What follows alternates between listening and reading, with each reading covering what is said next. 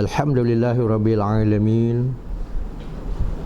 Nahmaduhu wa nasta'inuhu wa nastaghfiruhu wa na'udzu billahi min shururi anfusina wa min sayyiati a'malina. May yahdihillahu fala mudilla lahu wa may yudlil fala hadiya lahu. Asyhadu an la ilaha illallah wahdahu la syarika lah wa asyhadu anna Muhammadan abduhu wa rasuluh. Allahumma salli wa sallim ala nabiyyina wa rasulina Muhammadin sallallahu alaihi wa alihi wasallam wa ala alihi wa ashabihi wallazina taba'u millatihi ila yaumiddin. Amma ba'd. Fa khairal hadits kitabullah wa khairu huda Muhammadin sallallahu alaihi wasallam wa syarrul umuri muhdatsatuha wa kullu muhdatsatin bid'ah wa kullu bid'atin dhalalah wa kullu dhalalatin fin nar.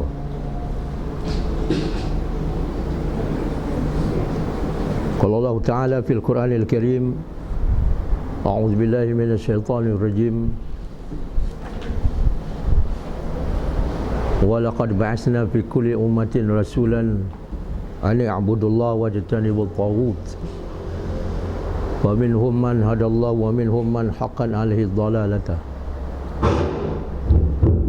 Fasiru fil ard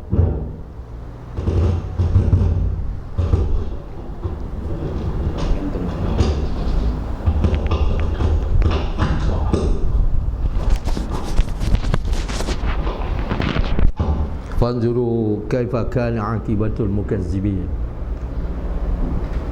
Itu surah Nahli ayat 36.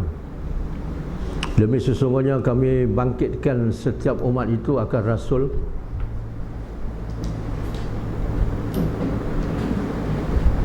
demi sesungguhnya kami membangkitkan umat itu seorang rasul. Sebab dulu setiap rasul dia ada umat dia tersendiri. Jadi umat Nabi Muhammad ni, kata Nabi, antara 5 perkara yang dibagi istimewa adalah umat dia berbagai bahasa, kaum, budaya. Jadi maksudnya selain daripada kita orang Melayu, selain daripada kita orang Arab, apa sahaja bangsa kaum mereka juga layak menerima Islam. Mereka perlu masuk Islam, mereka perlu kita dakwahkan kepada Islam, tu maksudnya. Jadi kita tak boleh lagi main-main jenis kata Islam ni untuk orang Melayu saja, Islam ni untuk orang Arab saja. Tak boleh, salah. Itu kalau kita mau pertahankan begitu, tu perkauman. Tak boleh.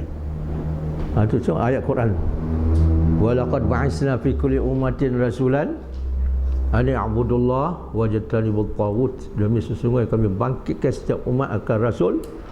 Dia ada kaum dia, etnik dia, kaum dia, iaitu supaya mengajak kaum itu beribadat.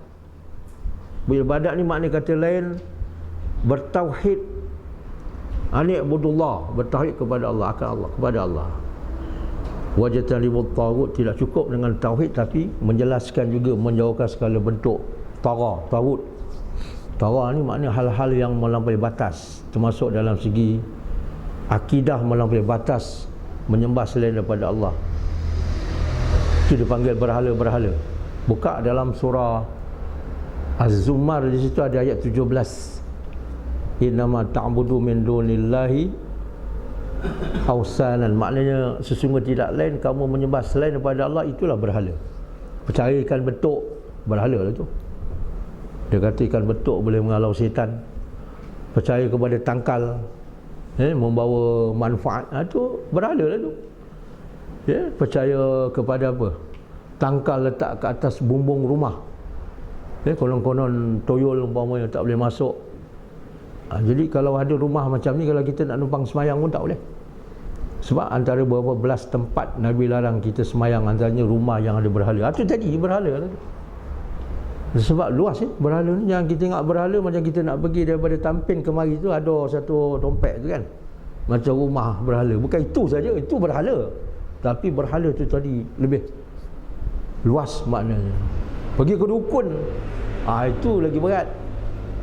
Sebelum dia nyembah dukun tu, dia pergi berhala dukun ke situ, tanya hal-hal dukun pun tak tahu, hal gaib, tapi dia buat andaian tu, tarutlah tu, berhala lah tu. Ini Nabi dulu, Nabi-Nabi dulu diutuskan oleh Allah dalam surah apa tadi? An-Nahl ayat 36, kata silap tu. Supaya menjauhkan segala bentuk tagut ini, hati, mulut, anggota badan dan segala bentuk amalan harta di dunia ini hanya kita tumpu kepada Allah Subhanahu wa ta'ala. Itu dia. Tak boleh paling selain daripada Allah. Bila kita hadapkan kepada Allah, inna salati wa nusuki wa mahyaya wa mamati lillahi rabbil alamin. Segala hidupku, sembelihanku, apa saja bentuk nazar, penghidupanku dan matiku hanya untuk Allah, kerana Allah, di jalan Allah, tak boleh lain. Jadi sekaligus kerana Allah, jauhkan yang bukan kerana Allah. Beribadat kepada Allah, jauhkan segala bentuk syirik. Mesti nak seimbang. Jauhkan yang menerima yang halal, pada masa yang sama jauhkan yang haram. Buat sunnah, jauhkan bid'ah. Kalau dia buat sunnah, tiba malam Jumaat, dia pergi baca tahlil kenduri arwah, teruklah tu. Buat sunnah hari-hari semayang sunnah. Dengan alasan pasal jiran tetangga kan, tak boleh kalau tak buat. Oh, tak boleh. Dia sunnah mesti lawan bid'ah. Mana buat sunnah tinggalkan bid'ah. Dia tak boleh buat sunnah buat bid'ah, buat tauhid buat syirik. Oh, tak boleh dah. Yang halal makan haram, oh tak boleh. Itu mukadimah. Wa minhum man hadallahu wa minhum man haqqat alaihi dhalalata. Sebagian ada manusia menerima. Itu daripada dulu tak semua orang boleh menerima. Sebab Allah kata kalau Allah nak terimakan orang, nak semua beriman bila-bila masa je. Dan Allah jelaskan ada sebahagian menerima, ada sebahagian membenarkan diri dia dalam kesesatan. Ini dia. Bila Nabi dah datang, Rasul dah datang, terutama Rasul. Kenapa Nabi?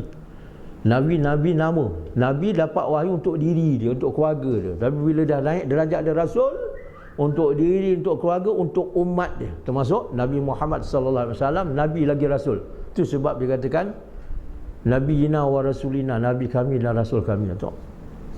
Dan dia juga termasuk ulul azmi. Jadi untuk dia, keluarga, untuk umat dia. Sebab itu dalam surah Al-Alaq dulu dia tak sebarkan dulu.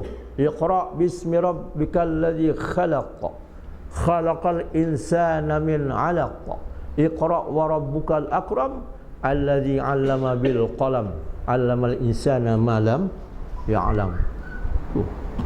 Berapa bulan menunggu sesudah ayat tu? 3 bulan. Tapi bila sudah turun ayat ya ayyuhal muddatsir qum fa'anzir, Nabi dah tak boleh duduk lagi. Nabi keluar berdakwah kepada masyarakat sekeliling itu. Jadi kalau ada Nabi terima satu ayat begitu, kita ni dah terima 30 juzuk, ya. 30 juzuk berapa surah? 114 surah. Berarti kita dah lebih luas, lebih jauh kena pergi. Begitulah Nabi hantar para sahabat pergi negeri, dalam daerah, dalam negeri, luar negeri, nyampaikan dakwah ni. Lagi kita yang berbagai-bagai bangsa. Berpuluh tahun kita duduk kat Kuala Pilah ni, ada orang Cina kita dakwah belum lah. Ni yang jadi masalah ni. Orang India, orang Sikh, orang Jawa. Kalau kita di Johor sana orang Jawa, saya orang Jawa, Musa orang Jawa. Tak kisahlah tadi kan, Nabi Muhammad, umat dia semua bangsa. Supaya apa? Nak jelaskan lagi dalam surah Al-Hujurat, ya ayyuhal insan inna khalaqnakum min zakaril wal unsa, ya ayyuhan nas, wahai manusia. Allah seru kepada semua manusia. Islam ni untuk semua manusia. Islam for mankind, untuk semua golongan. Bukan untuk kita je, bukan untuk orang Jawa saja, untuk Melayu, untuk semua. Dalam dunia ini untuk semua, tak terkecuali. Ya ayuhan nas inna khalaqnakum min zakarin wa unsa, kami jadikan kamu laki-laki dan perempuan. Wa ja'alnakum syu'uban wa qabail. Buka surah Hujurat tu, lebih kurang ayat berapa tu? Dia ada 18 ayat semua, lebih kurang ayat berapa? 13 surah Hujurat. Wahai manusia, kata Allah, kami jadikan kamu laki-laki dan perempuan. Laki-laki Allah jadikan, perempuan Allah jadikan. Allah tak terangkan kami jadikan kamu lelaki, perempuan, tak ada. Tak ada. Lelaki, perempuan. Dalam surah Nisa ayat ke berapa tu? Ada ayat 2 ke 3. Kami jadikan lelaki banyak, perempuan pun banyak. Malah akhir zaman nanti dalam sabda Nabi, perempuan lebih ramai daripada lelaki. Satu lelaki 50 perempuan. 50. Macam mana tu?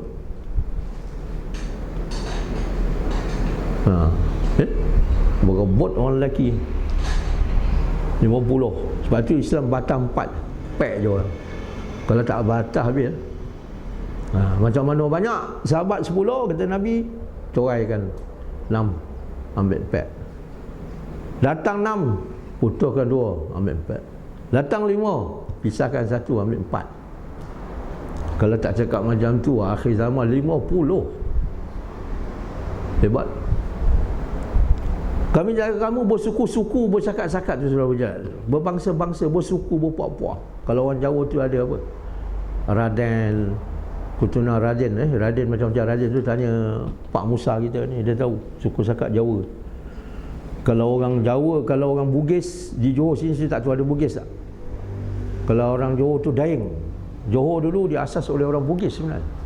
Dia ada 5 Daeng. Daeng Kemboja, Daeng macam-macam Daeng, Daeng Meranti. Tu Daeng. Tok saya keturunan Daeng juga, tapi tak tahu lah Daeng apa. Jangan Daeng puaka dah lah. Daeng yang buat benda-benda jahat. Tapi memang ada orang Arab lagi hebat. Nabi sendiri keturunan Arab Quraisy, mulia. Bangsa mulia, tapi orangnya belum. Maknanya yang mulia Nabi saya yang beriman. Memang keluarga mulia lah, keturunan mulia. Seperti Abu Lahab, tapi perangai tak bagus. Abu Lahabnya, Abu Jahalnya, Abu Talibnya. Abdul Muttalib pula datuk Nabi ya, keturunan bangsawan Quraisy. Tapi dalam soal akidah tak mulia, tak molek. Mereka adalah syirik, golongan musyrikin. Tapi Nabi dakwahkan, tak boleh selamatkan. Nak cakap macam mana? Sebab hidayah bukan milik Nabi dan juga bukan milik kita, tapi kena sampai, kita juga kena sampaikan. Sahabat nyampaikan. Wa qabail li ta'arafu, supaya ini semua Allah jadikan supaya kamu kenal mengenal. Kita perlu kenal Melayu campur Jawa campur India. Orang dulu dia kenalkan dengan perkahwinan. Syarat beriman lah.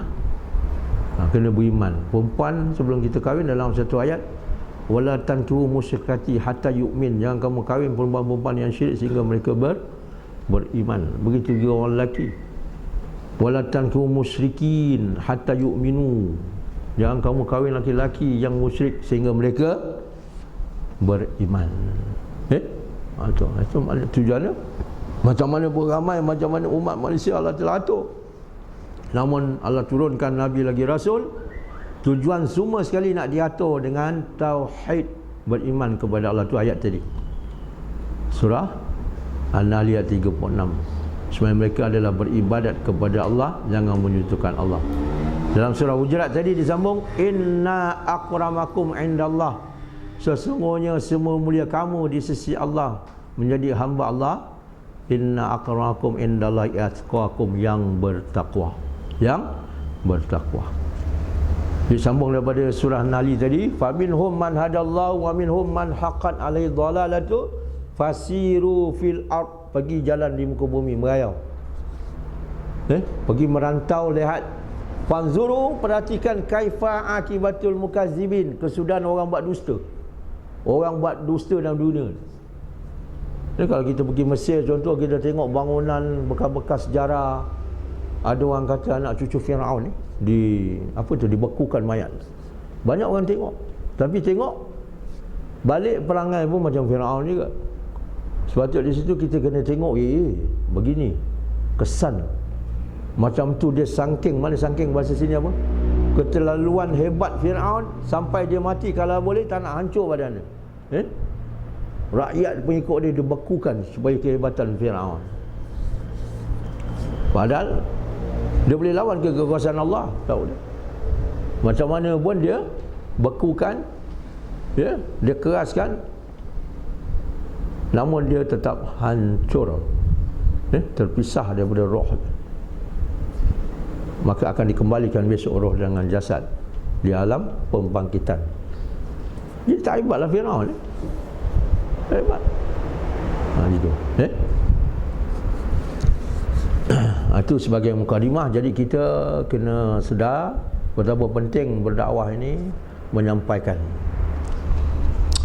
Jadi saya kenalkan diri saya sekejap lah, sikit. Saya pernah belajar dulu di sini tahun 80 habis tahun 82. Tidak lama, lebih kurang 2 tahun saja, bersama dengan ustaz kita ni, Ustaz Musa dulu. Ada berapa lagi sahabat kita, Ustaz Abdul Rahman Muhammad, beliau telah meninggal dunia. Dia sakit jantung. Adik kepada Ustaz Syari lah. Tapi dia tak sempat datang belajar di sini. Belajar dalam beberapa bulan. Beliau pergi Felda. Itulah. Kemudian saya teringat